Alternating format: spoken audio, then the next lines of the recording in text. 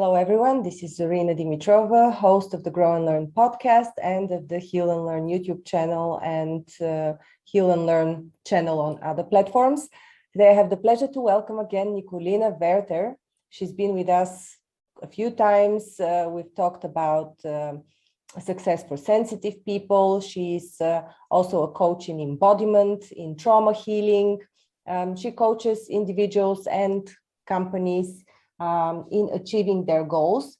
So, Nicolina, today we're going to be talking about, or you suggested a very nice topic that also fits with my line of work, which is dreaming, the importance of daydreaming. Why is it important for us, for our mental health, for the overall well-being, to get out of depression, for all these good things? Yeah. Hello. Welcome, first of all, welcome. Exactly. Welcome. Yeah. Thanks for having me back. Yeah, I mean, it's not just daydreaming for me, it's just having like the whole idea of, and we chatted about it before, like getting out of your day to day, looking broader, opening up possibilities, which were your words. But then ultimately, of course, finding something that's so meaningful to you that you also want to go after it. So, you know, be it a project at work or at home or whatever, something that is like, and in the beginning, that's why we call them dreams. Often these things can feel like it's way too big. Like, no, I'm never, you know, it's an idea, but I'm never going to do it. And that's usually, I find, where the beauty of coaching or healing, that's similar, comes in, of being like, okay, so why not that thing? So, you know, why don't you want to start your own company or, you know, build that healing center or, you know, someone was telling me about, you know, creating a studio for a particular kind of art or something, you know, whatever it is that maybe is really meaningful to someone, but they just never thought they actually can do it. And that's a bit where I always get like, why are we not doing this? Because that's, you know, where the magic is. That's where people really come alive, when they start to be like, oh, this is possible, or that is possible. And that's where I find it so, yeah, it's important to, like you said, for, I wouldn't say for mental health, but there's an element, of course, the moment you are like looking towards the future, which I know often we don't want to do because we want to be able to be present in the here and now and accept what is. But the moment you can, in a healthy way, also include the future, and I've heard that from people who are very qualified therapists, they're like, that's when things really changed, because I had the different perspective. You know, purpose was coming, and suddenly I had something to live for and reorient myself and really get out of all the stuff that's been bothering me before. And that's why I find there's so much beauty in it, and it's so important to, to dream on a regular basis, really, and be like, okay, you know, what else is possible? What else do I want to do? Where do I feel like I'm most alive? Yeah. I mean, I love the freestyle dreaming, which is something that is not following any processes, but this is what gets people confused as well, because when they freestyle dream, they don't usually think about their goals, but they start dreaming about relaxing situations, about being inactive rather than something that they want to achieve. So we want to keep dreaming fun and easygoing and free-flowing, but at the same time to lead us towards a goal. So to follow some sort of a process, right? Because otherwise we're just lost. After a while, you will stop dreaming because you will not see any result. You'll find it a useless practice. You know, you're just dreaming about something nice, but not something that you want to achieve to improve your life, somebody else's life, and so on. So it's just right. So what do you think is the discernment between the two types of dreaming? How should people look at these types of dreaming and not perceive it as work? I mean, the other dream that is following your goals. Well, I think they're really, I mean, I think it's always super fascinating. You know, that's when we, of course, dive deep into, okay, so what would that thing give you? Like, what would you have if you had, you know, we're lying on the beach with a margarita in your hand? Like, what about it is so fascinating? And I mean, you know that, of course, but I guess a lot of people know that, but it's I mean, that's where it gets really interesting, when all of a sudden people are like, well, actually, I just want to have more time. I just want to relax. And I'm just stressed all the time. And all of a sudden, it's not even about the dream anymore, but about whatever is missing right now in their life. And that's like also where sometimes people have asked me, for example, like, why do you talk about goals and dreams and stuff? I just want to feel good. But for me, like, the way I approach it is like, yes, getting the stuff is great. We love the stuff, but really, bless you, it's what happens on the journey. Who do you become while you achieve that thing? Like, what is it that you need to make it happen? And usually that's some form of internal growth. But also, what kind of qualities are they? And like, how can we bring them into the here and now? How can we make the journey of getting there so enjoyable that it almost doesn't even become about the thing anymore? And I think there's a way of falling in love with the journey and the process and doing stuff. And that's where it gets to, okay, so how do we design your day so it's actually enjoyable or fun or relaxing or something? That's how I see it, at least. I don't know how it is for you. Mm-hmm. Well, I always make references to the Silva method that I teach. And so if I would have to give the examples again, I'll give the examples again of what practical dreaming is with the Silva method. And because even if I put it in other words, it's still the same principle. And it is that initially, when you start dreaming about a goal, it is simply a fiction of your imagination, and it's something that is not believable to you. So it's something that you cannot touch, something that you don't believe in a lot. You're still enjoying it, but the fact that you don't believe in it so much makes it less enjoyable. So the more you dwell in it, the more you enjoy this image that you're creating, the more believable it becomes, and the more joy it gives you. So you're moving closer and closer emotionally and also rationally towards your goals. This is how the Silva method works. The more believable your goals are and the more excited you are about them, the faster you manifest them, because we said we are going to talk about manifestation as well. So I think these are universal principles. It's not just the Silva method, but if we're thinking about achieving anything you set your mind to at the first go, seems unbelievable. You're not sure. And if you're very sure, then it's not very exciting. Then it's not a goal that will give you satisfaction from achievement. It's something that you can achieve, like go to the shop and buy something, right? That would not give you the sense of achievement. But usually things that you want to achieve seem like an impossible feat at the beginning. Yeah, exactly. And I mean, that's again, like for me, that's where dopamine, love it, because that's exactly what it loves. It's a possibility. It's possible, and hopefully we get something better than we expect. If it's too easy, of course there's no excitement. You're not going to go for it.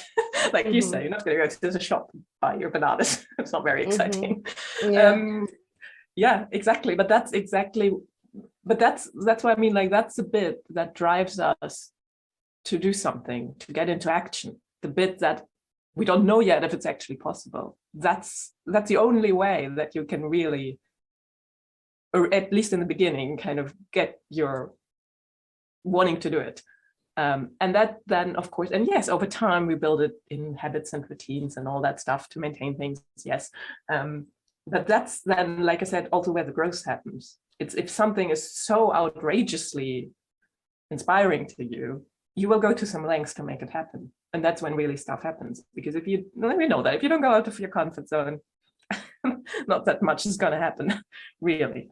And that's why I said, for me, it's important to, and we cannot talk about how we're going to go about dreaming, but to keep doing it and keep asking yourself, even if you have things that are important to you, either can you make them bigger? Are they still exciting to you? Exactly for what you said. Sometimes, of course, over time, things aren't exciting to us anymore. So why is that? And what do we need to do to change that? Which is basically, I mentioned to you that I'm running a workshop in a couple of days about, New Can Year's you plans. tell us a bit? Yeah, about it's this workshop? about the New Year's plans and New Year's resolutions and all these things. Because 3 weeks ago, I guess a lot of us were like, "Oh, New Year, we're quite excited, and this year everything's going to be different." And then I don't know, now or after a few weeks off, and we're like, "Oh God, nothing changed again." Why is that? Well, because I guess the excitement wore off. So we have to do something to bring it back, which is sometimes revisiting things, sometimes redesigning things, looking a bit deeper of what is it really that we want. So is it, what, like you said, like, what about this crazy thing out there is so exciting to me? Like, which bits do I really want of it? Like, maybe it's just parts. Do I need to tweak something? That's what we do at the workshop. And it's also something in a way that you might want to do a few times during the year, maybe even once a month, or at least every 2 or 3 months or something, to have a reset and be like, okay, like reorient. So where's the magic? Where do I need to go? Mm-hmm. Do you think that you can use dreaming as a part of a motivational process for this, for the New Year's resolution? You mean freestyle dreaming? Do you mean like just freestyle? or a process? Just any kind of dreaming. I mean, it can start with a freestyle, and then eventually it can progress into something more concrete. But I think just the way I've been doing it over the years is usually I'm generally quite practical. I just like to do, like, maybe once in a while a future visualization or something, where you go into the future and you see yourself in 2 years or whatnot, and how you go through all the details of where you are with whom and what you're doing and all that. I think these kind of exercises can be really beautiful to open up our minds to, okay, what else? And if it's more specific, if you already know, you transform your health, you build your business, you work on a relationship, whatever it is, you can still do it. But sometimes I find even smaller bits of just asking yourself what would be the ideal, or having a look around you, look at what inspires you. Like, what about that thing? What about that person inspires you? Is that something you want to have? Sometimes even these small things I find can help us to expand our horizon, get out of where we are, have new ideas coming in. How do you approach it? Daydreaming. Yeah, like using the whole idea of expanding, dreaming. I don't consciously think of, now I'm going to expand in terms of awareness. I think this is just the result, but it's not my goal to expand spiritually or to grow spiritually. I think this is just the result. But and I'm also a very practical person, and I'm trying to stay away from strictly spiritual terms that have no embodiment on earth. So your video is, by the way, a bit smashed. But how do I approach expansion? For me, expansion is very practical. So it is basically gathering ideas of what is possible. You can turn off and on your camera. And you're right. Maybe that can help it. And the way I gather ideas is either through the silver method, or I just sit and think. Even if I'm not in alpha, I just sit and meditate. I can do that for half an hour. Eventually the answer comes to me, even if I'm not in alpha. But otherwise I use the silver method. I use the 3-finger technique to access my intuition, to give me answers. But the easiest way is just sit and think. Give it some time. Most people don't dwell enough on their questions. They just don't have the answers. And they say, okay, I don't have the answer, and that's it. I'm not going to look for them because I cannot find it. But it's also having the perseverance to persist on getting your answers. And I think that's exactly the key point. Is that's why, for example, I scheduled that workshop now. Is that of course, we have ups and downs in energy and in motivation and all of it. But when do you catch yourself? And because if you start to get into like a grind of, oh, it's not working, or I give up on it, and let me move to the shiny object over here, which to some extent is normal. But that's the bits where I find like we have to be really careful, because that's when a dream stops being like, or a goal or whatever isn't, when you're not going after it anymore. Because if you lose your conviction, your inner motivation to actually go after it, that's why I find that gets where it gets really important to, and in a way it's like, am I being closed, or am I going to keep staying open around something? The setbacks are going to happen, and not everything's always going to work out on the first try. I mean that's just the reality of life. But that's why I find it super important to have check-ins with yourself, if it's sitting down, meditating, journaling, like there's so many ways, like doing a whole process through something. I think the easiest way to maintain excitement about a dream is, apart from giving yourself time to dream more often and look for these answers that are bothering you, the easiest way is to actually set yourself a stepped goal and work practically towards executing this first step. And when it becomes tangible, the rest also gains some tangibility. The whole dream gains tangibility, because if you haven't executed a single step, then it just remains a fiction. Yeah, exactly. Yeah, I mean, that's, of course, practically is always, and how do we take the action? Because that's the only way of making anything true. I mean, being aligned with it, yes, is important too, but even the alignment is there to get you into action. Yes. If your whole body is on fire for that thing and you're just like, oh, wait to make it happen, and going there is almost more exciting than having the thing, then you're going to do the action, and you're going to do it with a lot of energy, and you're going to get results.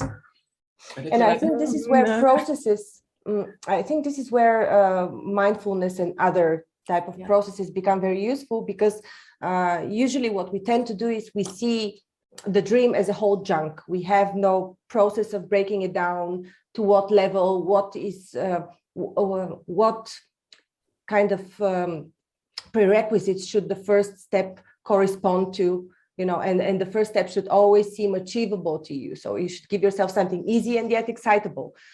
So these are processes that help people. And now we come back to the beginning of, should we freestyle dream or follow a process? And I think that both are useful, but when you want to move towards your dream, a process is usually helpful because it sets you into motion. Yeah, that's how we squeeze the dream into reality, which sounds horrible, but in a way that's what we do. If you really decide you want something in your life, eventually you have to get physical around that thing. And again, like, I just think it's beautiful, because I mean, I see it for myself and with others. That's like why this is so important to me. Coming back to, yes, it can get very day to day almost sometimes, but still, like, the thing people achieve because they decided to go after something they once thought it's not possible. It's just amazing. It's like incredible. Like, it lights people up. It lights, especially if you're talking about holistic things. Like if it lights up a person, it will light up the environment, the people around them. It's just amazing, I find, to see. Awesome. Well, when is your webinar again? On the 22nd, Saturday. Saturday? Yeah, all 5 o'clock Central European time, 4 o'clock UK. Morning for US people. All right, I'll put the link below to your webinar. It's free. Do join Nicolina. You're going to be talking about executing your New Year's resolutions. Right? It's more fun than you thought is possible. Oh, nice. I like that. Because that's very important too. So otherwise you lose your motivation if it's just, I have to do this. No. You want to do this. That's a key. It's not going to be hard work. No. Or it's going to be hard, but with fun. Exactly. Cool. Awesome. Thank you. Thank you so much, Nicolina. Lovely chat.